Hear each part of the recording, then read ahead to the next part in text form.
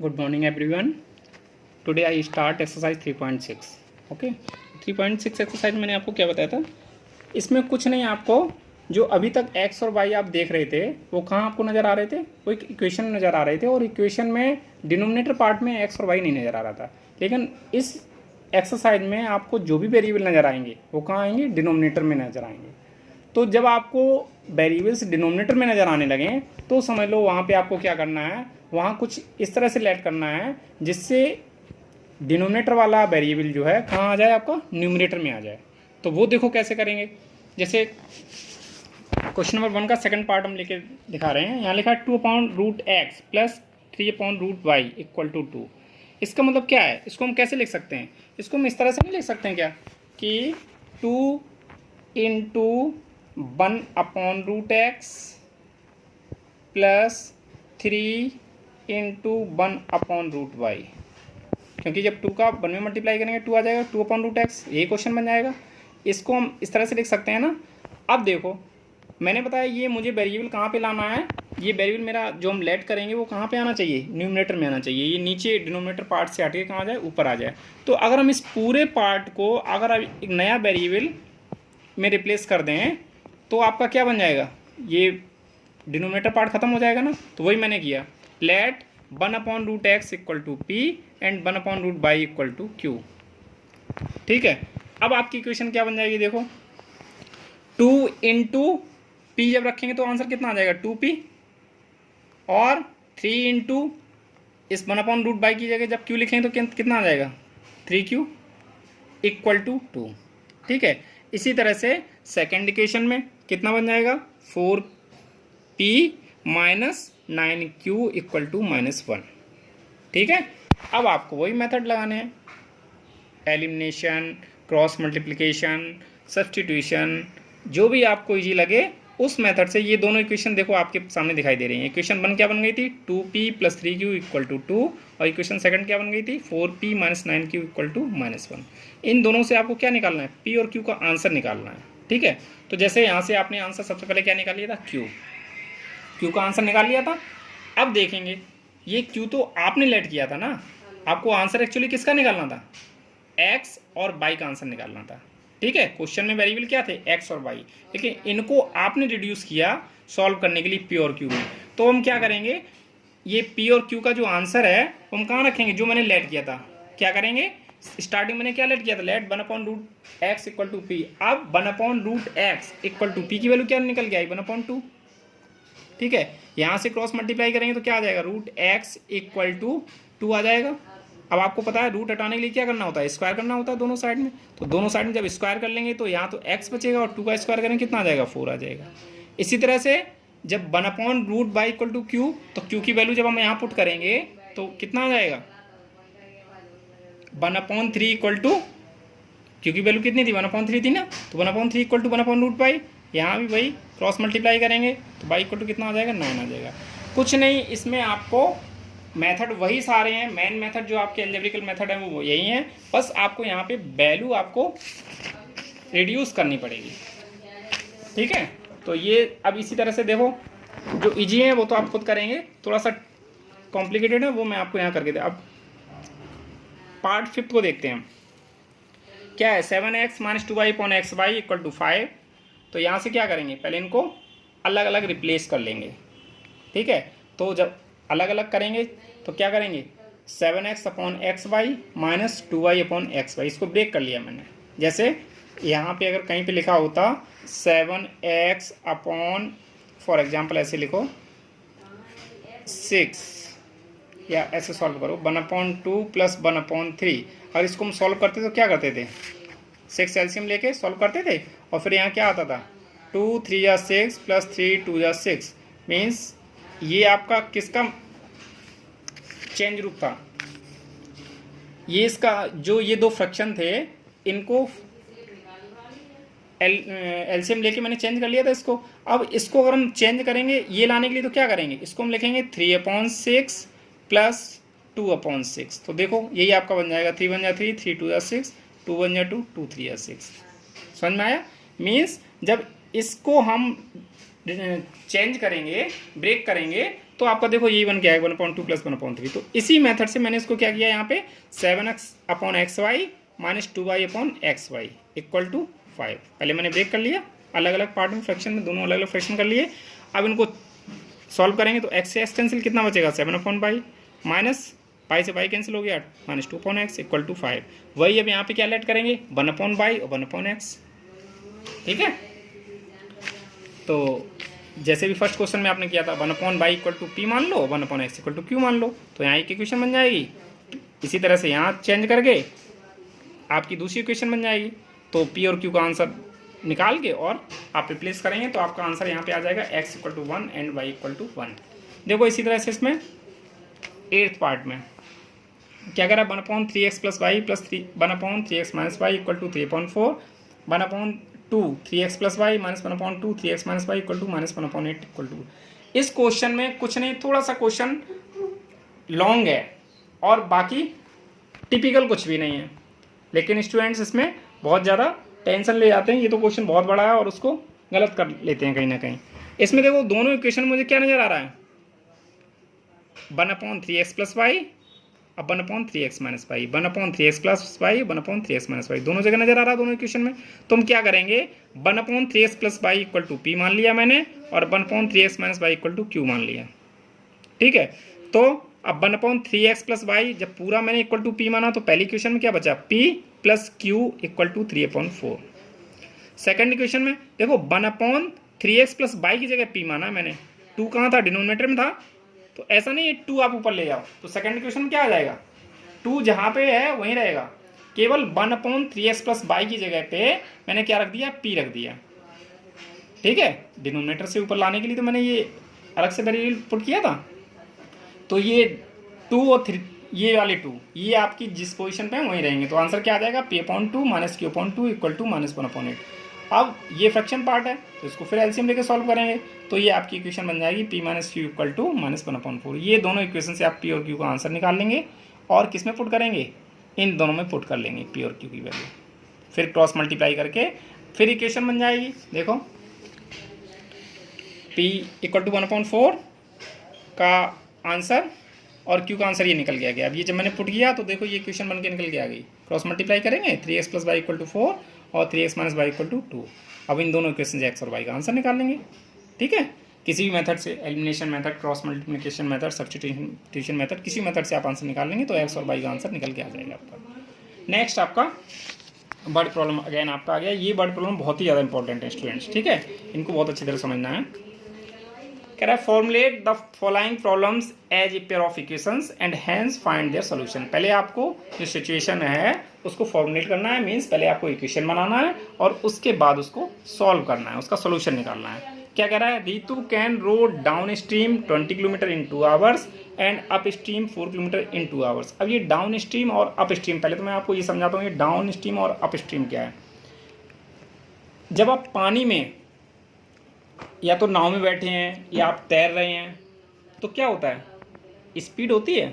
किसकी स्पीड होती है, एक पानी की स्पीड होती है और एक जैसे आपकी नाव चल रही है तो नाव की स्पीड होगी, आप खुद तैर रहे हैं तो आपकी खुद की स्पीड होगी। 2 स्पीड होंगी कि नहीं होंगी। तो आप डाउन स्ट्रीम और अप स्ट्रीम का मतलब क्या है, जो बहाव होता है, पानी का बहाव होता है। ठीक है, तो जिस डायरेक्शन में पानी बह रहा है अगर उसी डायरेक्शन में आप कोई काम कर रहे हैं, आप खुद तैर रहे हैं, आप उसी डायरेक्शन में नाव चला रहे हैं तो आपको लगता है बहुत इजी वे में, बहुत अच्छा लगता है और बहुत स्पीड से कवर हो जाता है डिस्टेंस, बहुत जल्दी आप पहुंच जाओगे। लेकिन अगर आप बहाव के जस्ट अपोजिट कोई काम करना चाह रहे हो तो आपको, अगर आप खुद तैर रहे हो तो आपको ज़्यादा प्रेशर लगाना पड़ेगा। ठीक है, या नाव चला रहे हो तब भी आपको ज़्यादा मेहनत करनी पड़ेगी। ठीक है, तो ये डाउन स्ट्रीम और अप स्ट्रीम यही है। डाउन स्ट्रीम मीन्स ऐसा क्यों होता है कि जब हम बहाव के साथ कोई काम करते हैं तो बहुत जल्दी आप डिस्टेंस कवर कर लेते हो और आप कम समय में बहुत ज़्यादा डिस्टेंस कवर कर सकते हो। लेकिन जब अप स्ट्रीम मीन्स बहाव के अपोजिट डायरेक्शन में जब आप चलना चाहोगे तो आपको क्या लगेगा, तो आपको ज़्यादा समय लगेगा डिस्टेंस कवर करने में, वही डिस्टेंस कवर करने में आपको ज़्यादा समय लगेगा। तो ये ऐसा इसलिए होता है कि डाउन स्ट्रीम में तो क्या होता है, जो पानी बह रहा है उसकी स्पीड प्लस आपकी स्पीड या नाव की स्पीड जो भी है वो दोनों स्पीड प्लस हो जाती हैं। इसलिए आपको कम समय लगता है। लेकिन अपोजिट डायरेक्शन में चलने में क्या होता है, अपोजिट डायरेक्शन में दोनों स्पीड जो आपस में क्या होते हैं वो माइनस हो जाती हैं, इसलिए वहाँ समय ज़्यादा लगता है। तो ये आपको कंसेप्ट आपको बना के रखना पड़ेगा सबसे पहले तो, ठीक है। तो इसी तरह से जो मैंने डाउन स्ट्रीम और अप स्ट्रीम बताया है, तो पहले तो क्या करेंगे, पानी के अंदर कौन है, ऋतु की बात चल रही है ना, तो पहले मैंने मान लिया लेट स्पीड ऑफ द ऋतु equal to S kilometre per hour और speed of the stream, stream means बहाव, बहाव की स्पीड क्या मान लिया मैंने, बहाव 22 किलोमीटर पर आवर। देन अब अप स्ट्रीम में मैंने क्या बताया था, अप स्ट्रीम में मैंने यही बताया था स्पीड हमेशा माइनस होती हैं। अब बेटा एक आपको ध्यान रखना पड़ेगा यहाँ पे कि हमेशा जो जैसे पानी के अंदर आप तैर रहे हो तो आपकी स्पीड पानी की स्पीड से ज़्यादा होनी चाहिए, तभी आप उसके अपोजिट तैर सकते हो, अदरवाइज आप पानी में बह जाओगे, आप कभी क्रॉस ही नहीं कर पाओगे। या इसी तरह से सेम नाव के लिए, अगर नाव चल रही है तो नाव की स्पीड जो बहाव की स्पीड है उससे ज़्यादा होनी चाहिए, तभी आप बहाव के अपोजिट डायरेक्शन में जा सकते हो, अदरवाइज आप कभी भी अपोजिट डायरेक्शन में जा नहीं पाओगे, बहाव के साथ आप बह जाओगे, है ना। तो ये थोड़ा सा आपको अपने दिमाग में हमेशा बना के रखना है कि पानी के अंदर जो कुछ भी चल रहा है, जहाज चल रहा है, आप तैर रहे हो या नाव चल रही, कुछ भी चल रहा है, उसकी स्पीड हमेशा बहाव की स्पीड से ज़्यादा होगी, ठीक है। तो इस कंडीशन में देखो यहाँ ऋतु पानी के अंदर तैर रही है, तो ऋतु की स्पीड कैसी होगी, बहाव से ज़्यादा होगी, तभी वो तैर पाएगी, अदरवाइज वो तो बहाव में बह जाएगी, वो अपोजिट डायरेक्शन में तैर ही नहीं पाएगी। तो अप स्ट्रीम जब निकालेंगे तो हमेशा x माइनस बाई करेंगे, बाई माइनस एक्स कभी भी नहीं कर सकते हैं, क्योंकि बाई माइनस एक्स का मतलब ये हो जाएगा कि बहाव की स्पीड ज़्यादा हो गई है, तो वहाँ कंडीशन फुलफिल होगी ही नहीं, क्लियर। तो यहाँ upstream speed equal to कितना हो गई, x माइनस वाई, और डाउन स्ट्रीम मैंने क्या बताया था, दोनों स्पीड प्लस होती हैं, तो यहाँ डाउन स्ट्रीम स्पीड आपकी हो जाएगी x प्लस वाई, ठीक है। अब वो कह रहा है कि 20 किलोमीटर कवर करने में कितना समय लगा, 2 आवर्स लगा, तो वही आप फॉर्मूला लगा देंगे, कौन सा, speed equal to distance upon time. तो देखो डिस्टेंस कितनी थी 20, ठीक है, और यहाँ टाइम कितना दिया है, 2 आवर्स दिया है, तो टाइम इक्वल टू क्या हो जाता है, स्पीड डिस्टेंस अपॉन स्पीड, तो डिस्टेंस ये है और स्पीड कैसी थी, डाउन स्ट्रीम में स्पीड क्या थी, एक्स प्लस वाई, तो 20 upon X plus Y equal to 2, एक आपका क्रॉस मल्टीप्लाई करने से ये क्वेश्चन बन गई, ठीक है। सेकंड में क्या कह रहा है, अब वो कह रहा है कि to cover 4 kilometre upstream में 4 किलोमीटर डिस्टेंस कवर करने में कितना समय लग रहा है, 2 आवर्स लग रहा है, ठीक है। तो समय इक्वल टू क्या हो जाएगा, समय इक्वल टू क्या हो जाएगा, डिस्टेंस अपॉन स्पीड हो जाएगा। तो अप स्ट्रीम की स्पीड क्या थी, अप स्ट्रीम में स्पीड आपकी थी देखो x माइनस वाई, ठीक है, समय कितना लग रहा था, सॉरी समय लग रहा था 2 आवर्स, और डिस्टेंस कितना था 4 किलोमीटर, तो क्या हो जाएगा 4 upon X minus Y equal to 2, यहाँ क्रॉस मल्टीप्लाई करके दूसरी इक्वेशन बन जाएगी। इन दोनों इक्वेशन से आप x और y का आंसर निकाल लेंगे, तो आपको क्या पता चल जाएगा, speed, find her speed of flowing in still water and speed of the current. तो पानी की जो स्पीड है उसकी स्पीड और ऋतु की स्पीड आपको पता चल जाएगी। सेकंड क्वेश्चन कह रहा है 2 women and 5 men can together finish an embroidery work in 4 days।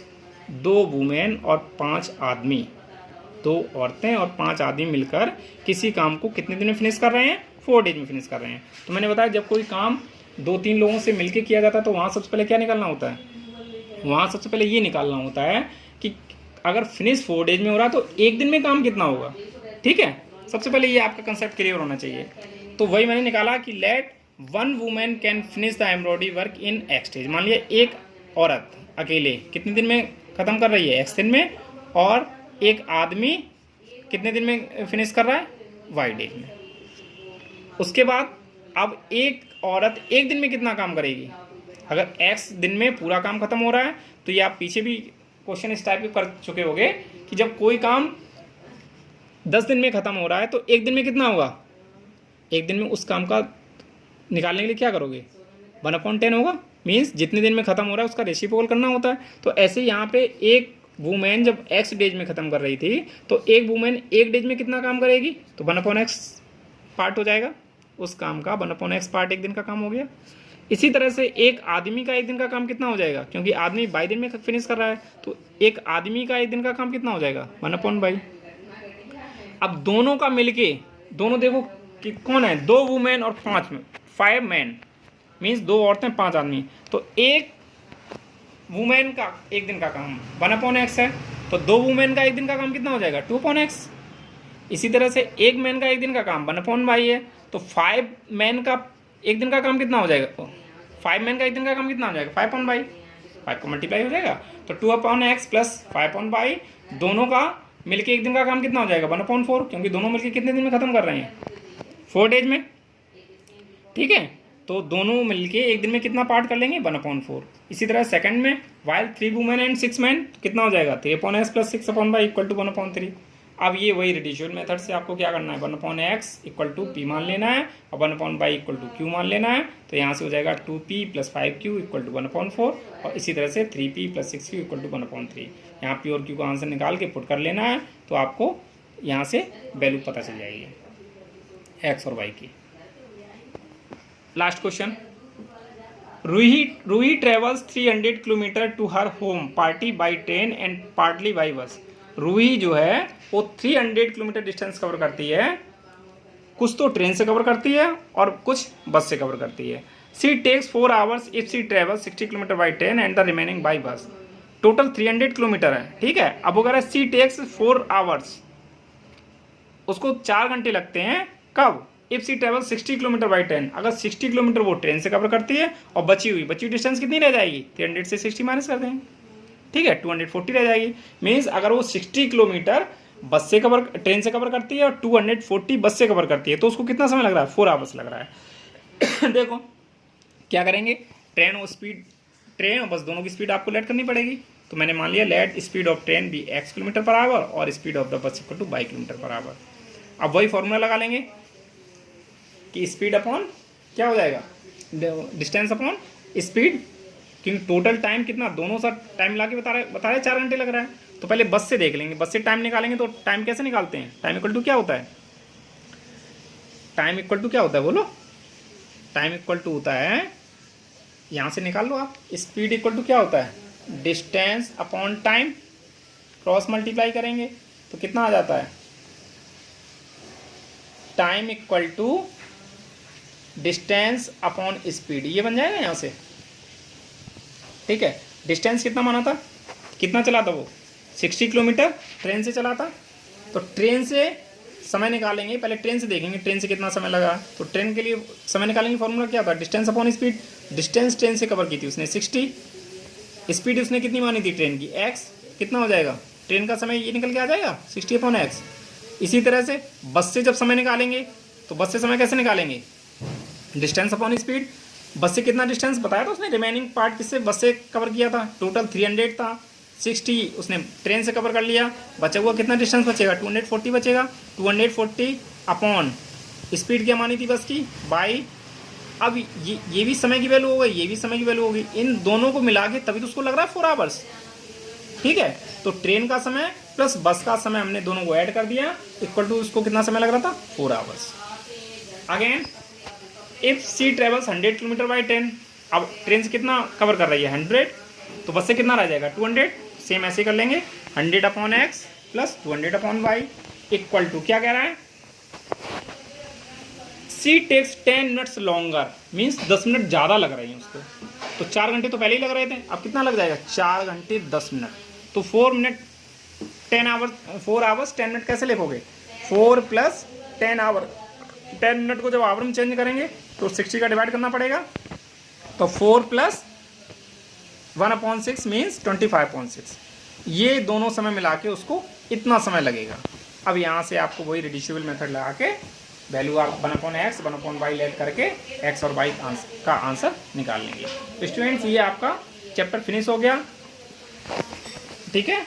Next आपको 3.7 आप खुद आगे देखेंगे, अगर किसी तरह कोई प्रॉब्लम आती है तो आप पूछ सकते हैं क्वेश्चन को, ठीक है। ओके।